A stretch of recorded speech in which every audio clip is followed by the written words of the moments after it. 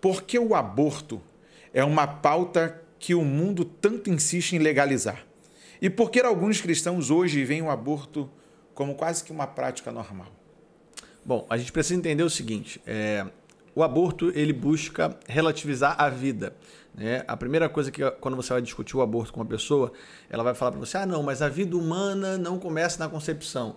A vida humana começa quando... Aí alguns vão falar quando bate o coração, outro vai falar quando tem cérebro, outro vai falar que é quando nasce de fato. Bom, o fato é que a gente tem que saber qual é o objetivo deles. Qual é o objetivo? O objetivo é simplesmente tornar não prático, não efetivo, não claro quando começa a vida humana, o que é a vida humana.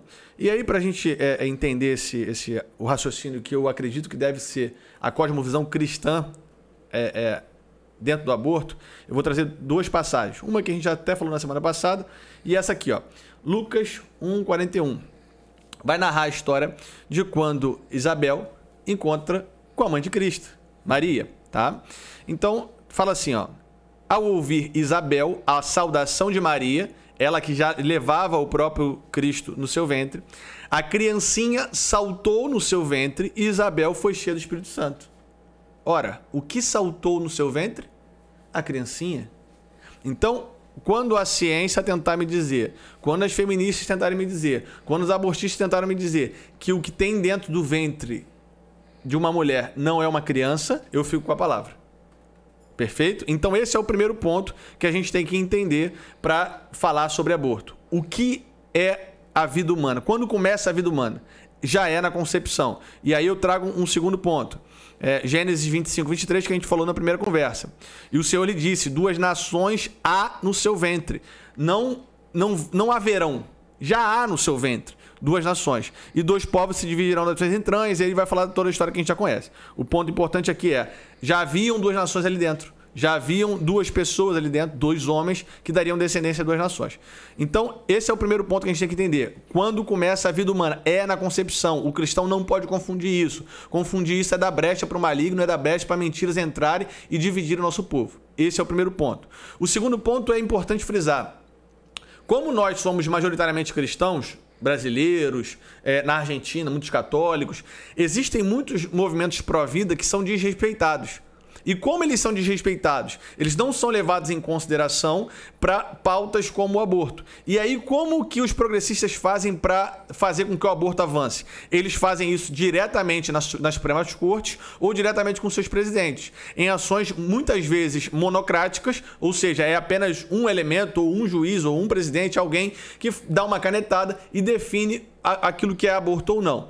Em última análise, aborto é assassinato de criança no ventre de suas mães. E todos esses sangues serão cobrados de cada povo e de cada pessoa que executar esse tipo de atividade. Você vê o salmista falando no Salmo de número 139, por exemplo, que antes, nós éramos uma semente informe. Isso. E ele já conhecia todos os nossos dias. Eu entendo que muita gente acha assim, não, mas tem que ter a batida do coração, ou tem que ter a formação cerebral, mas a partir do momento que o espermatozoide ele consegue alcançar o óvulo, isso. Ali ele rompeu, ali ele conseguiu a sua primeira vitória, alcançou. Conseguiu encontrar o lugar de onde ele poderia agora progredir, vai ter o crescimento, já começa a vida. Exato. Algumas pessoas falam assim, não, mas e o direito da mulher?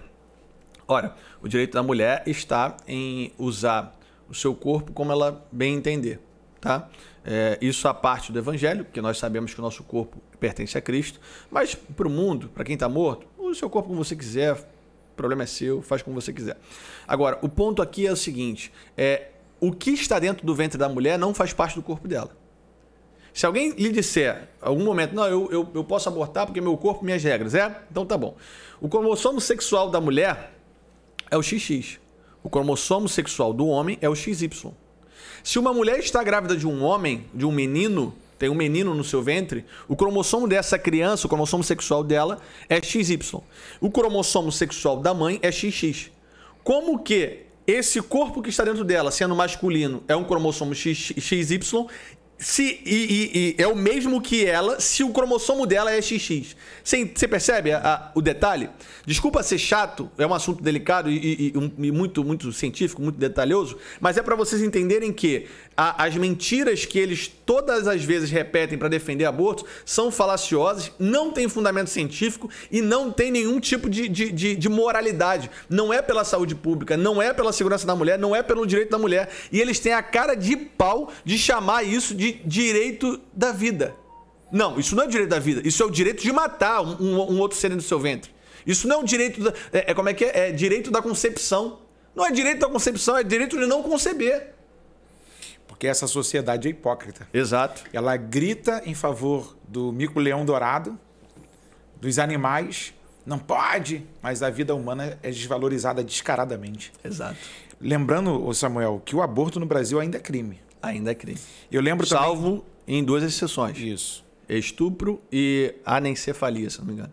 E aí você tem uma questão, não sei se você vai lembrar, de uma clínica de aborto que foi multada por um determinado deputado porque a pessoa chegava lá e ganhava uma cópia do Novo Testamento.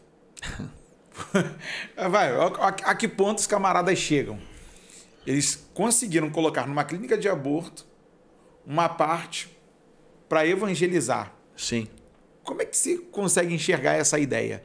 Por exemplo, esse desequilíbrio. Porque ao mesmo passo que você vai ali para uma carnificina, né? A gente vai para um abate de uma vida, você tem uma cópia da Bíblia para quem está indo lá. É complicado, né? Me parece, no mínimo, incoerente. E quando a gente vai... o senhor está falando aqui da palavra, eu estava me lembrando de Caim e Abel, né? A palavra fala que o sangue de Abel ainda clama. E isso está no Novo Testamento, eu não lembro agora onde é a passagem, mas fala que o sangue de Abel ainda clama. A terra ainda clama pelo sangue de Abel. Então, quantos sangues nós temos derramado? O aborto, você pode procurar na internet aí, dá um Google aí rapidinho, fala assim, ó, número de abortos recorde no mundo. O aborto tem crescido assustadoramente. Eu não entendo que uma lei deva ser aquilo que vai impedir a nossa sociedade de fazer algo que eu julgo errado, tá? Eu acredito que isso deve vir a partir da igreja, a partir, como eu falei na nossa primeira conversa, de uma influência da igreja nessa geração, nessa sociedade. A lei é só a consequência pela qual a minha influência é tão grande que faz com que os próprios reis se dobrem, os próprios deputados se dobrem, os próprios legisladores se dobrem à vontade daquilo que é a maioria da população, tá? Então nós temos 2 pontos aqui. Primeiro, a influência da igreja, que é fundamental. E para você influenciar, você não pode virar o seu rosto. Você tem que buscar saber o que é o aborto. Quais são os argumentos que eles usam para a gente conseguir desfazer os argumentos que eles usam.